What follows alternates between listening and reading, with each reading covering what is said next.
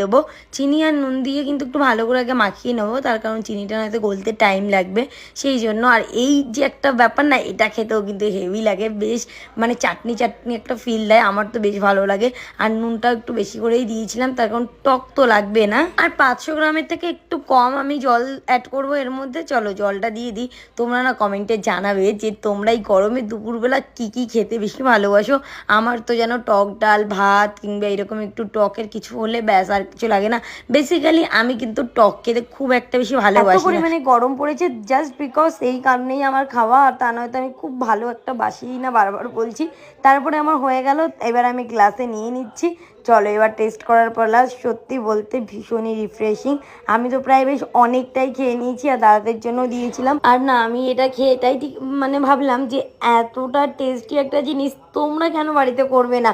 তোমরা একটা আম নাও, সেদ্ধ করো, নুন আর অল্প একটু চিনি দিয়ে